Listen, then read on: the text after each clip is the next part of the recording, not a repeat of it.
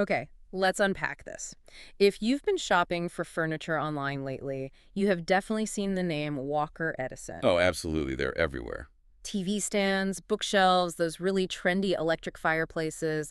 They promise affordability, easy assembly, and, well, almost always these huge discounts. And that's the hook, right? The deep discount. Exactly. But the big question that always comes with a deal like that is this company for real, or are there, hidden risks that are going to wipe out any savings? And that's precisely our mission for this deep dive. We've gone through a ton of consumer reports and reviews to really separate the company's legal legitimacy from the actual customer experience. So what they are on paper versus how they operate in reality. Exactly. We're focusing on transparency and what really happens when you click buy.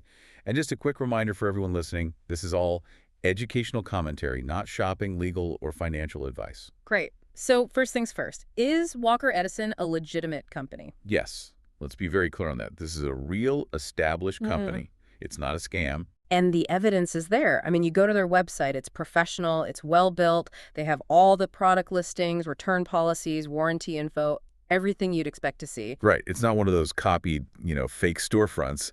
They're active on social media. And the big thing is they're sold through major established retailers. That adds a lot of credibility. A huge amount. But here's where it gets really interesting. That corporate legitimacy doesn't always equal operational reliability.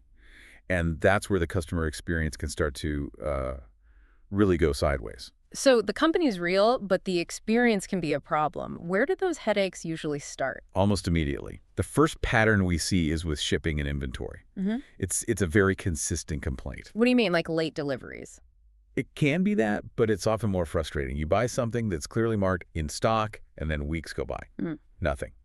You find out it was an inventory error, and it's delayed or just flat out canceled. Oh, that's infuriating. And it gets worse.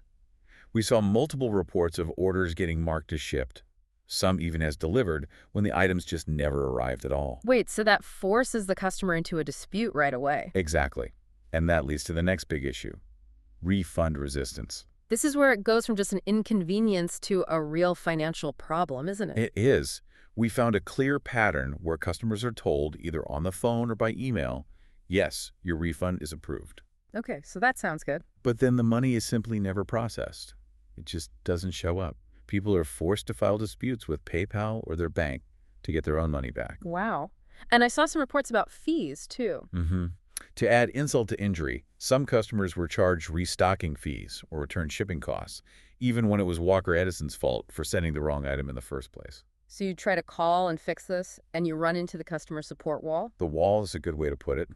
The complaints are always the same. Very slow responses, emails that go completely unanswered. And if you do reach someone, they often can't actually solve the problem. You just get redirected or given these, vague replies. Right. It feels like a stalling tactic. You And know. that unreliability, it even extends to the products themselves. Oh, so it's not just service issues. There are quality complaints, too. Yeah, recurring ones, things not matching the photos online. We saw one review that described their walnut finished TV stand as looking like, and I'm quoting here, a damp cardboard box.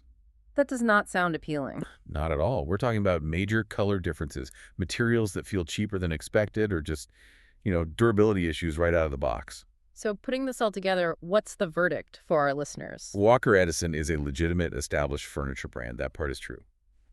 But buying directly from their website comes with some pretty serious documented risks. You're taking a gamble on delivery, on product accuracy, and especially on getting support if something goes wrong. Right. And if you connect this to the bigger picture, this pattern of operational failure, the delays, the refund problems, it starts to undermine their legitimacy in the eyes of the consumer, even if the company is legally sound. So the final takeaway here is pretty clear. Just be cautious. If you see a piece you really like, maybe check the prices at one of the major retailers that also carries their products. Yes.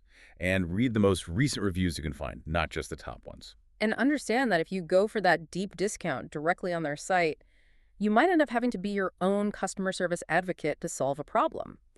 A real company can still create very real headaches if operations don't match up with the promises. Which brings up a really important question for modern online retail, doesn't it? Should a company's reliability, its actual ability to get you the right product and handle returns properly, be considered just as critical to its definition of legitimacy as its business license. What stands out to you?